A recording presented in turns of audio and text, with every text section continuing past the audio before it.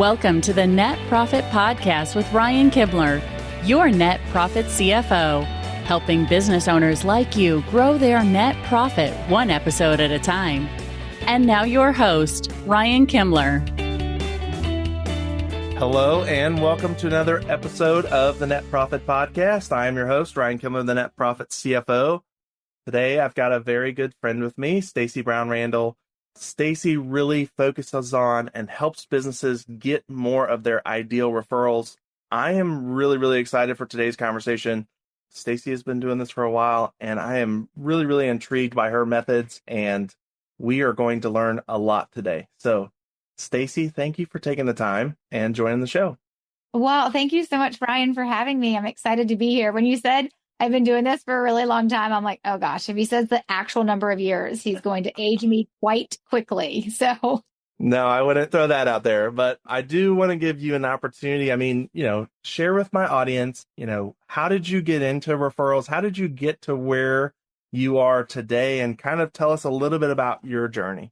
yeah, so, it's interesting. Most people want to know, okay, the way you teach referrals is so different. I call myself a contrarian in the space of referrals because I teach referrals without asking, without compensating, without manipulating, without networking all the time, and wasting a bunch of time. And so that's not something you just wake up one day and you're like, oh, look, God made me brilliant in the span of being able to teach, in the realm of being able to teach referrals and teach it in this really unique way. Like most things in life, it came to the school of very hard knocks. Yeah. I actually had a business.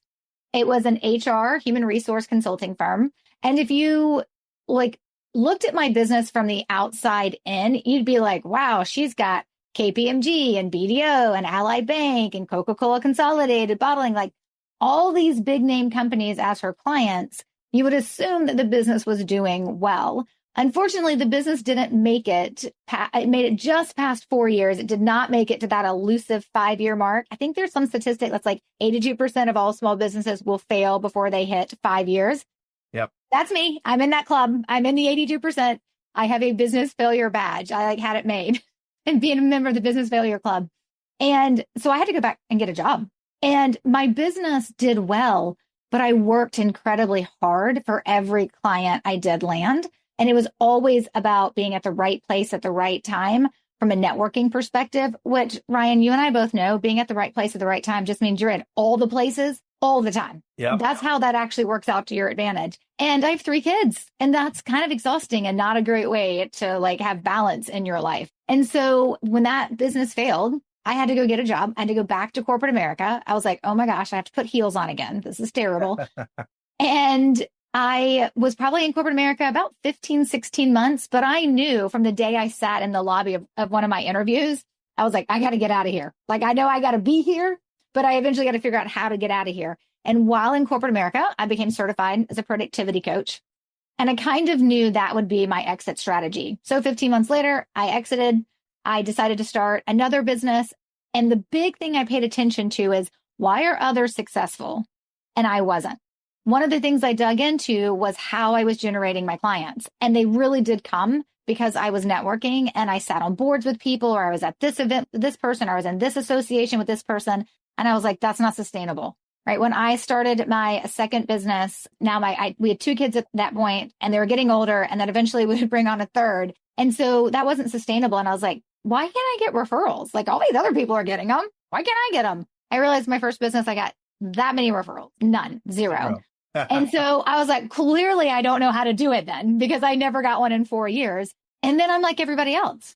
Go to Google. Hey, what's up, Google? How do I get referrals? And you're hit with a barrage of ask, or pay, or network, or put in your email signature. The greatest compliment you can give me is a referral, right? All that gimmicky promotional stuff we don't want to do, because that's not how I wanted to show up in the marketplace. That's not how I wanted to be seen by my clients.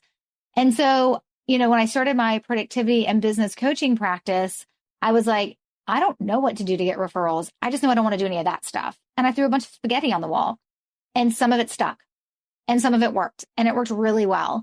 And it was 112 referrals that I received in my first year as a productivity and business coach that I didn't ask for. And at that point, when you have that type of success, lots of things change. It's the supply and demand thing, right? Lots of things change in your business.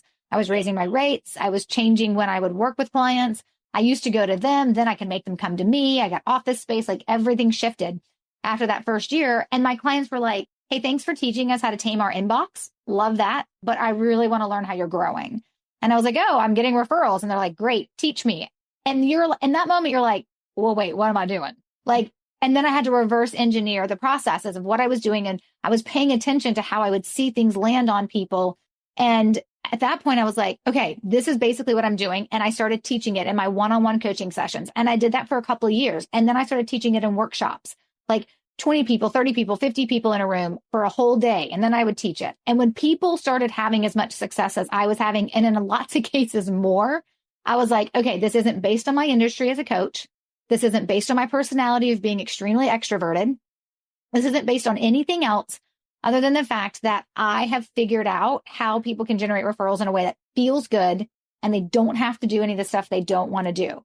Over time, I then also discovered, oh, this is based on the science of referrals. I have a very clear, distinctive way of looking at referrals. What we do and how we do it, our philosophy is very, very, like, it's very much honed in on being good people at like a baseline. Yep. But all the things kind of came to be. And so now, of course, I've been doing this for 12 years. And I think the big thing that people resonate with what I teach them is that it has to work or it doesn't really matter, but it also can feel good while it's working. And I think that's the key. Love that. Well, you caught us up on a long, good part of your life very, very quickly. So love that and love that we have that background. And I really resonated with everything you were saying there. And part of my, like what I look for in clients is I look for clients with good hearts. And I think, that last part that you just talked about, how you can get to a point where referrals actually feel good and you're helping somebody else. I love to be in that space. But before we get there and kind of the science of referrals, and I think we'll get to that kind of at the end, I just want to start out, because obviously you have a lot of a different perspective, probably from me and from a lot of my audience. I mean, let's just start out and define referrals like for you and kind of the way that you look at them. Yeah, I think it's always important to make sure we're on the same page, right? And we're like when we use the same words, do we actually have the same meaning and definition behind them? And I have found lots of people don't. And I think one of the reasons for that is because the word referral is thrown around and applied to other marketing, other sales, other types of leads. And it's just like it's overused. And it's overused means now most people don't even know what they are. So I define a referral as it has two parts. And it has to have these two parts to be considered a referral. And that is number one, there's a personal connection. There is somebody who I call the referral source. So there's somebody, a referral source, who knows a person, we're going to call that person the prospect, who has a problem. And they're going to personally connect that prospect to you. That's how the trust is transferred, right? And that is how you are in the driver's seat because you have now been connected to this prospect by your referral source because the referral source wants that connection to happen because they trust you. The second piece is there's got to be a need identified in the prospect. The prospect needs to know they're the prospect. That's why they're willing to be connected to you, right? And the example I always use, if my husband and I are living in the house that we plan to die in, right? Like I don't actually ever need to be referred to a realtor unless something in my circumstances change. So the prospect has to have a need and they need to be connected to you by another person, the referral source. So it's those two parts, personal connection, need identified in the prospect. Yep. Love that. And that really aligns, with a lot of the business owners that I talk to, especially like other CFOs that I talk to. I mean, we used to say that there was three parts, but you've got to have the connection and trust. They have to have a prospect that has a need, and you have to be top of mind for that referrer too. That's the kind of the third piece that we say, but having that personal, connection and trust is really kind of the same thing. But we just kind of add that third part because there are probably other people that do what you do. Yeah. So the top of mind piece for us is hugely important. It's just not part of how we define referrals in my world. Yeah. It's more about then how we nurture the relationship with our referral sources is to make sure that we're top of mind. So I always tell folks, I separate out like when a referral arrives, it has to meet this two-part definition so that you know what it is because how you behave and with the actions you take and how you follow up it should be different when it's a referred prospect versus a prospect that found you through an SEO search. Sure. right? Both are good, but you approach them differently because they arrived from different places. And so for me, with the way we define referrals is I want people to know that's what this is. And if someone says, hey, like if someone were to say to you, hey, Ryan, I was talking to someone the other day, they absolutely need you. I gave them all your contact information and they're going to follow up. I want you to be able to say, wait, there's a need identified in a prospect, but I wasn't connected. So that's not a referral. And in that case, that's word of mouth buzz. When you know that, when you can identify, wait, that's word of mouth buzz. Like one of the things I teach my clients is, okay, so here's the language you use to flip word of mouth buzz into a referral. Now, how we go about getting those referrals and staying top of mind and nurturing the relationship with our referral sources, like that's the next step in terms of how the processes and strategies work. Yep. That makes a ton of sense. Yeah, for sure. So let's talk about, where referrals fit in business development. And I think you kind of started to get into that piece. Everybody loves referrals, right? And it's the easy way to get additional business, right? But as you kind of talked about in your journey, like so far, my experience with referrals in order to, get them is you've got to get out there and have connections and build trust. And that's where everybody ends up, getting out there and networking and going to meetings and, sitting on boards and getting involved in their community and, so that your face is out there and people learn and know who you are. But I would love to hear you just talk a little bit about, how referrals can fit into business development and how, we can really shift where we're spending our time. And I'll just let you run with that. Yeah. So if you go to any type of like business development training or sales training or anything like that, one of the things you're going to learn is that your sales strategy or your business development strategy is a two-legged stool. And you're going to be taught that there's things that you do on the prospecting side, and then there's things that you do on the marketing side. The prospecting is going to be things like joining maybe a leads group or an association or going to coffees. Maybe it's direct mail, right? Maybe it's buying leads, right? There's a lot of things you can do that's what would be considered prospecting in nature. And the prospecting mentality is, let me get you as quickly as I can to the prospect. So go to that networking event, have that cup of coffee with somebody, right? Join that association, whatever. It's like, how fast can I get you to the prospect? The other side of that is marketing. And so marketing may be a website, social media, right? Getting some publicity with some earned press releases and things like that. It could be sponsorships, right? So there's lots of different things that you can do that are marketing in nature. And the idea there is like, let that billboard I put up, right? Or that ad that I'm running or my website be the thing that attracts the prospect to me. The goal of prospecting and marketing is to get you in front of a prospect and have a sales message that will capture their attention to get them to raise their hand and say, yes, I need to talk to you. Yep. Most people will then teach you that referrals has to fit in one of those two places. It has to fit into the prospecting bucket, which is where the asking or paying or networking to be known, to be seen all the time, those strategies and tactics come into place. So if someone believes, well, referrals are prospecting, then they teach you to ask or pay or network all the time. If someone believes that referrals fits on the marketing side of the two-legged stool, then you get the promotional, gimmicky marketing kind of stuff, right? And people will call it referral marketing. And I'm always like, that's not a thing. It's not a term that we should be using because it leads you to believe that referrals are marketing in nature. But the messaging when you're doing prospecting and marketing is sales in nature. But that's because you're trying to talk to the prospect. Your business development strategy has a third leg, and the third leg of that stool is actually referrals. And referrals aren't prospecting. They don't fit in prospecting. They don't fit in marketing because the person you're talking to when you're trying to generate referrals is never the prospect. You don't know who they are. You only know who is the referral source, either the people who refer you now or the people you want to refer you in the future. And so your conversation, your messaging, your relationship that you're building is entirely different than a prospecting or a marketing mentality because you're talking to the person who knows the prospect. So everything about your messaging and communication has to be different. Everything about how you build that relationship has to look different, which is why I tell people referrals is its own leg of your business development strategy. And you have to then have the right strategy within for referrals to be able to produce them, to be more than the sporadic, right? Like we want consistency. We want this to be a strategy that we can count on. So you've got to have prospecting, marketing, and then referrals has got to be separate. Yeah, very interesting. And I think for most of my listeners and even, me, I think that's a very different kind of strategy and look at it that most people don't have. Yeah, very, very interesting. Third leg of the stool. And I completely agree, if you come at it from a different angle, right, you're using the wrong language to get the job done. And that's probably why a lot of business owners don't have the success that they want to with referrals. Yeah, because if I believe that referrals are part of prospecting, and so all I teach is to ask, and you're like, that is awful, I don't want to do it, and by the way, it's not working, then you are then told, well, then you just got to hope you do great work and you get some. And hope's not a strategy either.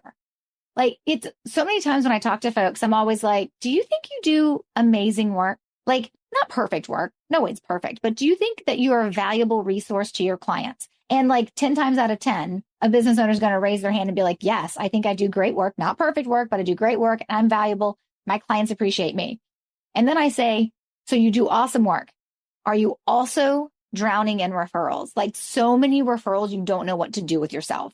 And they're immediately like, no, that's not I do not have that problem. I have the opposite problem. It's like a desert when it comes to referrals, or I get just a couple when I want, half a dozen a month. I'm getting like maybe one a month. And I'm like, that's because doing amazing work does not equal generating referrals. And that's the other thing that people are taught. Well, just do great work and you'll get some. Like, no, like you actually have to be in a little bit more control. Yeah. Yeah, I think, and especially, again, when you're doing amazing work, that's client facing. And one of my mentors' favorite stories is he was working with a painter, took him from, massive losses, 6-figure losses, to 6-figure profits in 1 year. And my mentor asked the painter, will you introduce me to, your friends and, the associations that you're a part of? And he said, not over my dead body, because you're my secret weapon and I can't give you to my competition. Right. And so when you're doing that amazing work, like especially like in my field where, I'm helping business owners with their finances, like, the business that I'm helping that's an HVAC company definitely doesn't want me at the HVAC company down the street. Right. And so when you're working with a customer, you might get amazing results for them. Maybe, in my case, maybe it's a 4 or 5x of the client fee that they're paying me, but there is no way they're giving me and referring me to the business down the street. Not, again, like the painter said, not over their dead body. I always find that, so I'll hear that from time to time too. People will be like, well, if I work with you, are you also going to work with the other attorney down the street that does the exact same thing? And, it's funny. What I always tell folks is it's different with referrals, because the people who are going to refer to you are probably not referring to your competition, because we refer to someone we trust. And let's be honest, I don't know about you, but I don't have a Rolodex of like 4 painters I trust. I have a Rolodex of like a painter I trust. Right. Yep. So it's always interesting when people say that. But the other thing I always tell folks is that if that's a concern, and it does exist in some industries, not in all, right? Sure. But it does exist in some industries where the person's like, I don't want you working with my competitors, right? You always have to take that off the table. And that's the other thing though. He's also asking that painter to refer to him. So now he's put it in the painter's head, like, okay, I've got work to do and I want to make sure that this works out for me. Like, it changes the entire dynamic of how the painter thought in that moment, right? Because ultimately your mentor didn't need necessarily more painters. There's lots of people that that are in the home services or trades businesses that he could have been able to help. First of all, I would never tell him to ask. I would tell him to do it differently. But at least in that situation, I'd be like, oh, just reframe what you're saying and be like, clearly you don't need to be referring me to the painters. But I'm sure there are other, like, not your competitors, but all the other people who work on homes that Like, I would never teach you to ask, but that's at least something I probably would say is, if you think they're going to like, maybe I don't want to do that. Like, take that off the table before they have a chance to put it on the table from that perspective. But clearly I would be like, you shouldn't even have to ask if you're doing other things. Yes. And I think that really gets into the science of referrals and, not having to ask. So let's kind of shift and dive into that side of things too, because a lot of business owners, I think, believe that they have to ask, and kind of falling under that sales mindset of, well, if I want to get the referral, I have to ask. And you take a different approach, and that's kind of into the science of referrals, that you don't have to ask. Yeah. So I always tell folks everything that I teach, from the philosophy that I teach to the strategies, the tactics, and right down to the language, is always going to it's always going to respect the science of referrals. And the three things you need to understand about the science of referrals, and I'll do this high level, like I won't go too deep, or like we won't have time to talk about anything else. But at a high level, the three things you need to understand when it comes to referrals is, number one, and this is hard for people to grasp when they first hear it, but it's, referrals aren't about you. Everybody believes that referrals are about me. Ryan, you refer someone to me, right? And normally what people think is, yay, I got a client. Ryan's helping me grow my business. But that's not what you're thinking about when you refer a client to me. And the moment the referral is happening and you are talking to someone that you know that has a problem, you get to all of a sudden be like, wait, I know how to help you. How I can help you solve that problem, you get to be the hero, right? How I can help you solve that problem is by connecting and referring you to Stacey, because she's uniquely positioned to solve that problem for you. So yes, you get a referral, and that's great, and potentially a new client, and it feels great, but it's not about you. It's about your referral source helping somebody else who has a problem, and how they're going to solve that problem is by referring them to you. And so at the moment in your brain, when you're like, wait, I can help you, I need to refer you to Stacey, the happiness trifecta, which is what the scientists call it, it's not what I named it. The happiness trifecta of the chemicals in your brain, dopamine and its two cousins, are released. And those are the feel-good chemicals that when they do more than just feel-good regulation, right? But when we do something that feels good, those chemicals are released. And so in that moment, they're like, I'm helping somebody. And recognizing that means it's not about you getting a client. That's not where you come at it, right? This is about your referral source feeling good about helping someone else, and you get a client because of that. So first thing is know your place. Know your place with referrals, because it's not about you. That's really important. So the first thing is what's happening in the brain.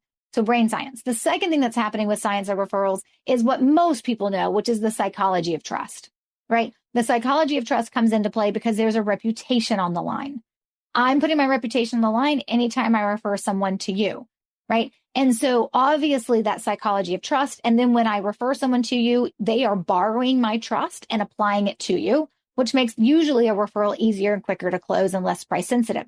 So most people get the psychology of trust. So we got what's going on in the brain. Then we've got the dynamic behind the psychology of trust. And then the third piece is actually the relationship you maintain with your referral source is key to more referrals. And that pulls on the principles of behavioral economics. And that's the third piece of the science. And so most people are like, oh, okay, behavioral economics, reciprocity. And that's actually where a lot of the asking advice comes from. This client feels great and amazing. Let me leverage or take advantage or manipulate that reciprocity by saying, hey, who else do you know you can connect me with? We look at behavioral economics like on the positive side, not the evil side of like leveraging or manipulating someone's reciprocity. We don't even pay attention to reciprocity with behavioral economics. We're looking at other factors of what is it that actually maintains a relationship with someone, but where you're not having to show up in that person's life daily, weekly, or monthly. But what you're doing is keeping you top of mind. There is variety. There is surprise and delight, right? Obviously, there's a language piece that goes into this, and using some of the principles of behavioral economics to build out strategies that allow our referral sources to feel and be impacted in a different way because of how we show up by putting them first. And that's how we nurture the right kind of relationship. And so that's how we can do less and get a longer runway out of it as well. Most people I talk to, they're like, so I got to do something every week or every month for my referral sources. And I'm like, only if you want to be creepy. Like, you really should be doing something maybe 5, 6, maybe 7 times in a year.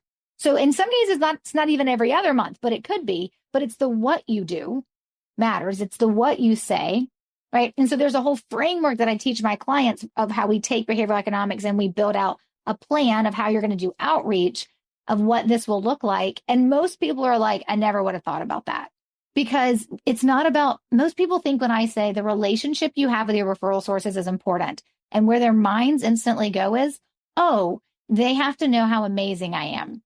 They have to know what an amazing fractional CFO I am. They have to know what an amazing consultant I am. They have to know what an amazing attorney I am. They don't actually care. It's actually like everybody, if you're still in business, everybody assumes you must be good at what you do until you prove me otherwise. I'm just going to assume you're good at what you do. I mean, that doesn't mean they do need to know what you do, right? And there's pieces to that. But most people are like, oh, they need to know how amazing I am, and then they'll refer me. I'm like, no, they have to remember you to be able to refer you. And that is very different when you think about how you're going to maintain a relationship with them. For sure. Everybody needs to rewind the last 5 minutes and listen to it a second time, just so you know. So, yes, because I definitely think everything you just talked about is really gold. And I think it's very important for business owners to shift their mindset, learn, and understand. And so I'm going to tell everybody, rewind, listen to the last 5 minutes. So, Stacey, next I want to go into, you teach this in a couple of different ways. And for my audience, there's a couple of different ways for them to really learn the systems with you and really install kind of a referral machine in their business. That's what I'm going to call it, a referral machine. I don't know if that's what you would call it, but I want to give you an opportunity and just share, what are the different ways that you teach this, what's available for my audience, and how they can learn the referral framework that you have. Yeah. So one of the best things I ever did in my business is I came up with what we call the flow chart. And it is the referral strategy flow chart. And it's how you implement things in your business and how you flow through in the order that you do things. And every business is a little bit different. So there's always a customization to what order we go in. But there's some basic pieces we need to start with. So right now, there are 20 different referral strategies that I teach. Some are like, it's a process, it's a workflow, put it in place, set it and forget it. And other ones are, hey, this is how you're going to nurture relationships to get more referrals from a certain group of people. So no matter how someone works with me, they're going to get all of those strategies. The way my business is set up is, how do you want to learn from me? So if we're all getting the same strategies, no matter how you work with me, the next question is how best do you want to work with me? Some people are like, I don't want to watch a video. I just want you to show up, teach it to my team, and serve it to us on a silver platter, build it for us, and come and implement it. And that's my VIP, where I will actually build for a client based on their assessment what their overall strategy is going to look like. And then I go spend 2 days with them and their team. And then I'm with them for an entire year after that as they're in implementation mode. So that's my VIP level. Other times people are like, I don't either have a team or that's not how I want to learn best. So I want to do a more measured approach. I have a coaching program where you're in that for a year and you're watching the strategies in our online portal, so videos, and you're learning it, you're putting them in place. And then I'm giving you feedback on what you're building. And then I'm always available to answer questions. And I have other people who are like, I want to drink from a fire hose. I just want to show up. I want you to tell me everything I need to know in 2 days. I don't want to watch a video. I don't want to do a coaching program. What does that look like? And I'm always like, that's our referral accelerator. So that's when a small group of business owners will come to me and we will build out their referral strategy in 2 days. So from the VIP experience to the building a referable business coaching program, 12-month experience, or the referral accelerator, it's just how do you want to consume the information and put it into place? All of those come with access to me after the fact, right? Or during it. But it's like, how do you want to learn? Okay, great. What I need to teach, I can do it in 2 days. But it's how fast you want to go and it's how you want to learn. And that's how my business is set up for the 3 different ways that I work with people. And of course, all of this is on my website, StaceyBrownRandall.com. Of course, Stacey has an E, but everything's right there on the homepage. You can look at how they all work together. And the workshops, just for my audience, are done in Charlotte, North Carolina. So right now the referral accelerators are done in Charlotte. We just had one in February. It was amazing. They're usually small, about 10 to 12 people are in a room. And so I love them. I have been asked to take them on the road. Like, hey, would you come to Michigan or would you come to the West Coast to do one? And so that's always an option.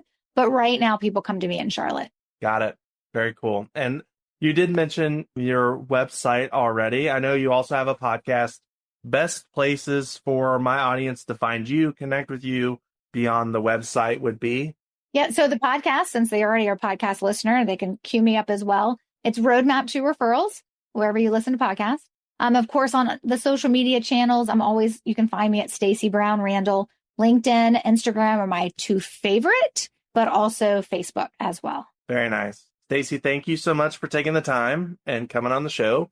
Greatly appreciate having you as a guest. And Greatly appreciate your insights today. I think we got a lot of good information to my listeners, a lot of value add here today. Thank you. I appreciate the opportunity. Absolutely. Until next time, everybody, go accelerate your profits. See ya. Thank you for listening to the Net Profit Podcast with Ryan Kimler. Make sure to subscribe or follow the show on your favorite podcast app. Don't forget to check the show notes for our guest contact information and to connect with Ryan on his website, netprofitcfo.com.